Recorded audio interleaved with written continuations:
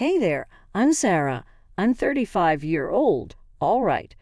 So let me tell you about how my life took a wild turn when I was just a teenager. At the tender age of 17, I found out I was pregnant. It was a shocker to say the least, and you know what they say about surprises. They come unannounced, leaving you scrambling to figure out what to do. And then the arrival of Luke, my foolish husband, if you can call him that. At that time, he wasn't my husband yet. We were just teenagers who never really liked each other's company, and now destiny has made us bond for eternity. I remember exactly the moment when it turned out that I was pregnant. Our families were hit by a kind of typhoon. Erin, Ren's mother, was insistent. We must solemnize our relations. It's what you call a shotgun wedding, right? We were young, and we were assigned fate by our side, falling into forced marriage. All because this little man was living in my stomach. Life seemed to mock us, but holding my son Tyler for the first time, I felt a miraculous connection. For the first time in my life, I touched a bond that was impossible to break. Tyler, if not him. Unfortunately, the same couldn't be said for Ren. He resented Tyler from the beginning and felt like his life was slipping away from him, and he blamed our son for it. Every milestone, every late-night diaper change, it was like a reminder to Ren that he can't live his life the way he wanted to. Now you'd think that Erin, being Ren's mother, would at least have some empathy or understanding, but nope, not a chance. She never really liked me, and she never hesitated to remind me of that fact. She'd often take every chance she got to let me know that she thought little of me and the shotgun wedding. Yeah, she only allowed it to happen to save face within the neighborhood. Our household was a ticking time bomb. There was tension all the time. Ren's resentment towards Tyler, indifference towards me, Erin's constant disapproval hanging in the air like a dark cloud. It was suffocating. But in the midst of it all, I found solace in my son. Tyler was my anchor, my rock, and he made everything worthwhile. He had this incredible connection that seemed to fill the void left by Ren's absence. I poured my heart and soul into being the best mom I could be, and his love for me was a beacon of light in the darkness. As Tyler grew, I could see how much he resembled me, his eyes, his smile. He was my mini-me, and I couldn't have been prouder. I knew I had to shield him from the toxicity in our home, from his father's resentment and his grandmother's disdain. So I made it my mission to create a loving and nurturing environment for him, despite the circumstances. As the years passed, the tension between Ren and me still remained. Our marriage was a facade, and everyone knew it. But I had Tyler, and that was enough. He was the reason I woke up every morning with a smile on my face, ready to face whatever life threw my way. I learned to be resilient and to rise above the judgments and disapproval. My love for my son gave me the strength to keep going and to be the best version of myself for him. In those moments when Tyler would look up at me with his innocent eyes, I knew that I was doing something right. No matter how challenging life became with Tyler, that was all that mattered. As Tyler grew stronger and more independent as a young man, he became more and more of a challenge to his father. I would wake up in the morning, and he would be out smoking like a silly little rebel. There was nothing I could do to stop a force of nature like him from trying to break free from the toxic environment he had been raised in. I saw it in his eyes, that spark of rebellion tempered with a fierce desire to see something better. Even when he was just a kid, Tyler would fantasize about getting out. "Mom," Tyler used to tell me, "when can we just get out of here and start fresh?" It would break my heart to see my son dreaming of a life away from the mess we were in, but I was unwilling to leave. Couldn't bear to leave Ren with all of his medical bills. Erin's disc was costly to treat, and as her daughter, I can attest that the doctors and the lab aren't cheap. Ren and I could afford it as a couple, but Tyler would always say they don't deserve your money. "Mom, they don't appreciate you at all. They never have. Why don't you leave?" I would explain to him that I did it out of some crazy sense of obligation. I know it's crazy, but I just knew that I wouldn't have ever made it through the years alone taking care of Tyler. For all their awfulness, they did step up. They provided well for him, good clothes, an education, and much more than he needed, really.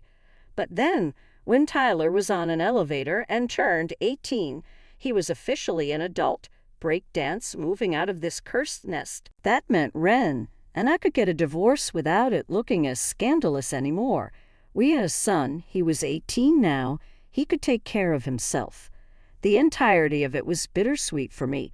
On one hand, I had a proud son, a smart and charming young man, but on the other he was spreading his wings and leaving our anguished nest. He'd always been the rock that I held on to when things got tough, my beacon of hope in the toughest of battles, but now he was my source of pain. The thing that broke my heart the most was the finality of it all. I was still young. I might see my son every now and then, but it wasn't going to be enough. It wasn't going to be the same. Tyler was ecstatic about living in his house again, a new chapter in his life. He had dreams, and he was going to chase it, and he wanted to take me along. Much as a thank you from them, they're sick. Tyler, what it's true. Come on, Mom, we can leave, just you and I. It doesn't have to be like this. I'll think about it. Son, it's a lot to handle, you know. I know, Mom, I just want what's best for you, but I'm not leaving here without you. So a couple of weeks went by, and let me tell you, Ren was on edge like never before. His mood swings were getting even more toxic. But honestly, it wasn't all that surprising. Tyler and I had endured his random fits for years. Even though that was the case, this time was different. Tyler, feeling a newborn sense of power and assertiveness, decided to confront his dad about his sour attitude. It was about time someone spoke up. My son was just the one to do it. Hey, Dad, I've noticed you've been really tense and agitated lately. What's going on? Ren just brushed him off, saying, it's nothing, just stop it. Leave me alone, son. But Tyler just wasn't having it. He had bottled up years of frustration and pain from his father neglecting him, and he was ready to let it all out. No, Dad, this isn't nothing. You've been acting like this for years. It's not fair to take your anger out on us either. Act like an adult and speak up, or keep your negativity to yourself. That got under his skin. Ren's temper flared, and he went off. Oh, well, would you look at that? Looks like the little brat finally grew a pair. You want to talk about being an adult, Ren? Calm down, Ren. He was just asking. You're a guest. Stay out of this. Don't talk to her like that. I'm sick of you finally agreeing on something because I'm sick of you. What did we ever do to you, huh? You're just a miserable old sap, and you're just a freaking freeloader. You know why I'm upset? You should have left the house the minute you turned 18 instead of continuing to spend all my money like a little kid. Isn't it bad enough that you ruined my life? And now that you can leave, you can continue to drain me dry. Tyler, those words hit hard, but my son didn't cower. His voice was unwavering. You want to act like an adult. Then I'm an adult. You know why I didn't leave? I'm waiting for Mom to realize her potential and leave you behind. Tyler's words hung in the air like a heavy cloud of truth. Ren looked taken aback, as if he hadn't expected this confrontation, but he quickly regained his composure and spat out, Zara would never leave, not after everything we've been through. Tyler's resolve didn't waver, and he shot back. Maybe it's because you've made her feel like she owes you something, like she's stuck with you forever. Ren's anger intensified and accused Tyler of being a spoiled and selfish brat. Fine, you want to act like an adult, then you have 1 week to move out. We'll see how well you handle the real world, spoiled brat. With that, Ren stumped away, leaving Tyler seething with anger. He was hurt, frustrated, and feeling betrayed by the man who was supposed to be his father. I tried to comfort Tyler, telling him not to worry, but I felt a pang in my chest. My son hardly ever raised his voice at me. How can I not worry, Mom? He shouted at me. He's got his claws so deep in you that I'm starting to think you'll never leave. He was right, and it hit me like a punch to the gut. He was right. I had let Ren do these things to me. I had endured so much in this marriage, and a part of me always felt stuck. I didn't think I could leave, but right then and there, I knew I couldn't live like this. Tyler stormed off angrily, and I was alone again. I couldn't keep pretending that everything was okay. I sat back, thinking about everything Tyler had just said. He was right. Ren had manipulated me into feeling indebted to him for years, but I let it happen. I could have left at any time, but I was too scared. I had to be honest with myself. Did I really want to be unhappy for the rest of my life? Was I willing to give up my chance at happiness? Hours passed, and the tension in the house stayed high. Tyler looked at me seriously. "Mom, I found something. You need to see it." He led me into his room and showed me Ren's phone messages. Ren and his mother?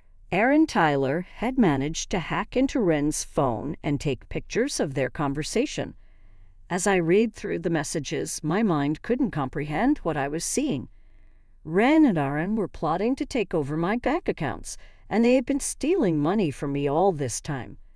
In one message, Ren had bragged to his mother, "I've been making her pay for everything, and she hasn't even noticed the extra money missing from her accounts.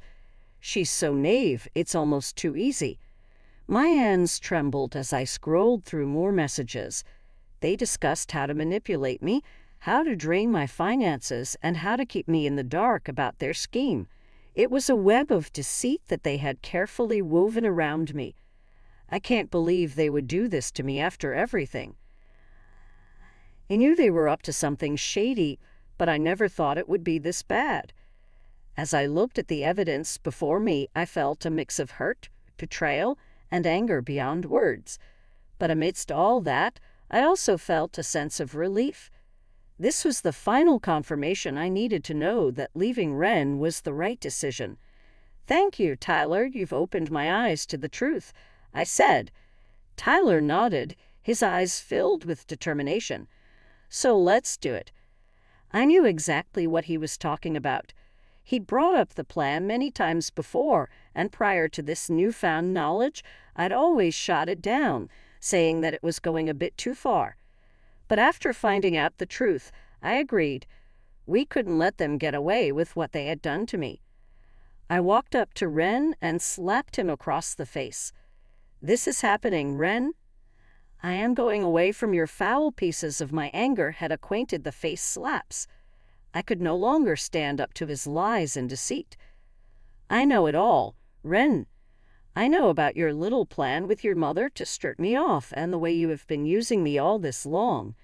Ren looked astounded. His mouth was quite busy. "Sarah, wait. I can clarify."